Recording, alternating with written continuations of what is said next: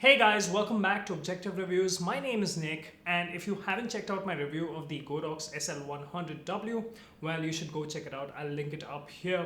And in that video, I talked about the light, using the light with a Godox Octobox with a grid, without the grid, with the diffusers and everything else, mostly for video work. In this video, however, we are going to be checking out using the light for shooting photos. In that video, I did show some examples of some product photography, mostly the kind of stuff I have to shoot daily for this channel.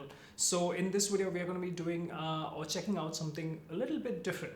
And we're going to be checking out portrait photography. So you can use this video as a baseline if you shoot weddings or portraits, family portraits or fashion photography and the like, anything of that sort. And I'll be doing another follow-up video again for photography, stills, but a completely different topic, a topic very close to my heart, but more on that later. For now, let's go check out how this light does for portrait photography. So we had a very nice day on Friday. It was raining outside, we have the monsoons here, and it was a beautiful day. Everyone was in the mood for coffee. So while the shoot was, while everything was getting set up, I quickly got this shot with our talent, the model, with her coffee mug in there, and we decided to take a few shots in that mode, and they turned out to be pretty great. Now all of these shots are shot on the Sony a7 III with the Sony 85mm G Master f1.4. One thing I want to quickly point out about this lens, it is beautiful, it is gorgeous. If you ever have the opportunity of shooting with this lens, do not pass on that opportunity. Go get it.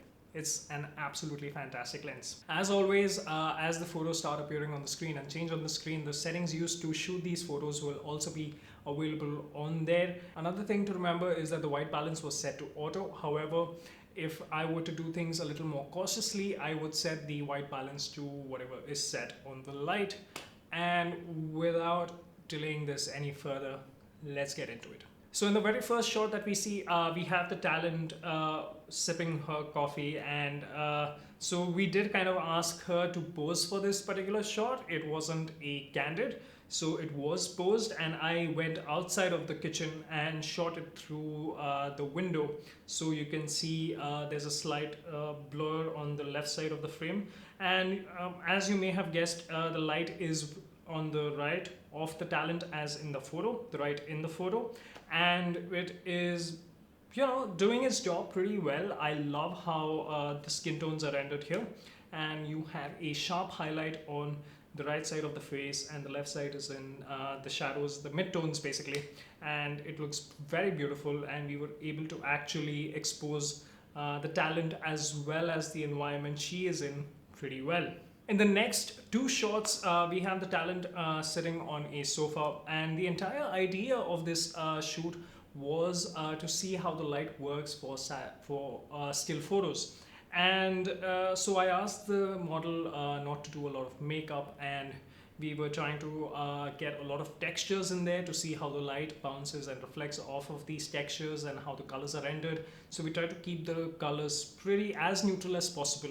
So in the next two shots, as you can see, great lighting in there. Her face is lit up very well. So we have a tiny aperture, ML9 or 10 or whatever it's called. I'll link it down in the description.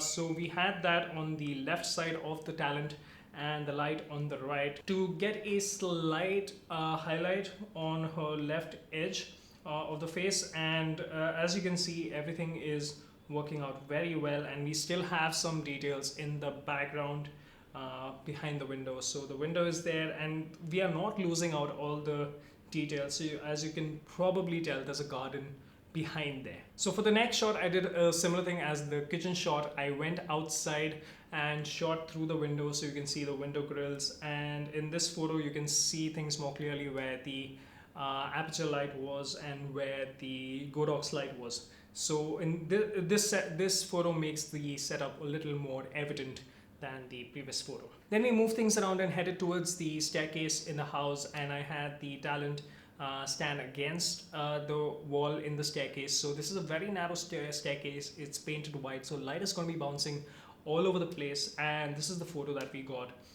absolutely beautiful. As you can see, the skin tones rendered by this light right off the bat, and in majority of these shots, we are not using the grid, just the diffuser. Except for a few shots where I did use the grid, I'll mention those separately wherever I'm using the grid. So as long as you're exposing correctly, the highlight roll off from this light is absolutely beautiful. It maintains the texture of the skin and does not completely butcher it. So that was pretty cool to see.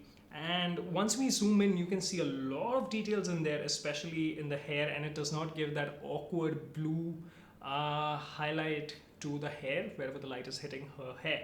So it keeps the dark brown color of the talent's hair pretty much intact. So does it keep the skin tones pretty much intact. Now in the next shot, I wanted to showcase how this light performs outdoors. So we went into the garden and took a few shots, and it becomes the Sony's auto wide balance system immediately goes bonkers. And as you can see, this entire shot has a green cast to it, which is okay, it's not a deal breaker because we're focusing on the Godox here and not the camera. So let's focus on that. And as you can see, the light here was on the right, and it did put a weird white glow to the right side of the face here. So it's evident as soon as we zoom in, but it does give a nice highlight on the shoulders over the jacket.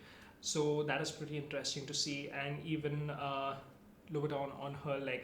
So that is pretty cool. And if I had shot this without the light, I would have either had to expose the talent properly or the overall scene properly. So I would have to pick the two, but in this case I was able to expose both things properly, and we do have some blown out highlights way up in the background, but that's okay. I mean, I'm fine with it. So in the next shot, we again have this setup outdoors, but this time I figured it out. And this time I did set my white balance to whatever I was using on the light. And this shot is shot with a grid. So as you can see, immediately things start becoming a lot better with this light. So here's a Bts photo of the shot. And as you can see, I have the producer Veer holding an umbrella over the light because it was drizzling, and there were a lot of trees where we were shooting, and tiny droplets were falling, and the light does have cutouts for hot air to come out once the fan starts going. So we did have to hold an umbrella. Huge shout out to Veer for helping put this entire shoot together for me. So coming back to the photo, as you can see here, the light does an excellent job of lighting up our talent, and I was able to keep the background exposed pretty well along with the talent, so not a huge blown out area in the background. If you go and measure these values, they'll be pretty much close to white, but they won't be exactly white. So nothing is blowing out over here, and I love how sharp her eyes are here. Huge shout out to the Sony 85mm G Master engineers. Brilliant job on the lens. Moving on to the next shot, this is basically the Bts photo, and still using the grid here, and I kind of missed the exposure here, so you get an idea of so it's a good thing that I missed the exposure, so you get an idea of how things are and how the scene gets lit up when you're using a light like this, when you're trying to balance everything, like the background, the foreground, and the talent in the middle. So yeah, then we had the model sit down and get a few shots with some ambient lighting, some practicals in there, and I really love this shot, this and the next one. These are two of my favorite shots from the entire shoot. I really dig these. Now you may be wondering where the light is, and it's basically in line, like along her eye level, pointed directly at her. No angle, nothing. It's 0 degrees, eye line, eye level, and that's it. Without the light, there was a lot of shadow being casted on her face because it's cloudy, it's raining, there is no light, so it was a very flat image. And the moment we added the light, everything becomes a little more contrasty, a little more dynamic. We have more shadows and highlights. So without that, the image would have been a pretty boring one. So the next image that we have here is absolutely beautiful. So as you can see, there's a highlight on her neck and the larger portion of her head, and that is the ambient light. So the other side of her face, or the other 1/3 side of her face, was pretty much in the shadow. So we used the light to light that part up as well, and it turned out pretty well. Then we moved back into the living room of the house, and here we took a shot in a small alleyway inside the house. And once again, this is to showcase how the light behaves in different lighting. So the lighting here is tungsten and the light is white, and there's another room on the side which had no lights running, so that's basically daylight. So 3 different light sources acting together, and I wanted to see how the photos turn out. They turned out pretty well. The color rendering from the Sony camera, this could be the Sony camera, I am not sure, is a wee bit off. It's not the best that I've seen it do. It's a wee bit off, but considering that there are 3 different light sources in these images, I think the camera did very well. In the second shot, you can see that you can see the 2 light sources. So the white light, you can see the left edge, that is a wall, and you can see that is being lit by the Godox light, and everything else is ambient light. So I really love how this light lights up the talent and the overall image that it is helping me produce through my camera. If I had changed the camera, would I still be getting similar results? Almost, kind of. But the best part here was shooting high frame rates on this camera using this light. So the best part about not using a flash is not having to wait for it to warm up again. Because this is a continuous light, I was able to use the high-speed shooting mode on my Sony a7 III and just go ham at it. So it worked out very well. And that is one reason I would definitely get this light. I'm trying to figure out how to power this using a remote battery pack, but this runs on AC power, so I'm gonna have to kind of go and figure out. So hey Anuj, if you're watching this video, you know what to do. Let's hook up some AC power bank kind of a thing and see if this thing runs on. Let's go out and take some portrait shots of you.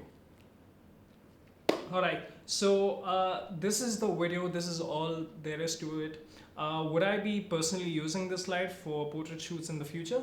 Yup, heck yeah. I don't want any flash nonsense. I'm not going to invest money in flashes. I have this light, I can use it for videos and photo. The third video, you'll see why I want to use this light desperately for photos. So that will make it very clear for you guys. And that's pretty much it.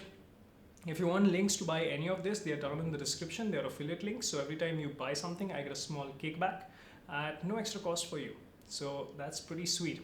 And in the past couple of videos, I have forgotten to mention that the Objective Reviews channel is now up on Patreon, and we have our first Patreon already, and that is obviously, of course, Anuj. So huge shout out to him. So if you want to support the channel further, you can go check out the Patreon link down in the description and help support the channel, help me produce more videos more regularly in a timely fashion. So go check out the Patreon link down in the description. It would be huge help. And now an end screen for all our Patreons before I close the video.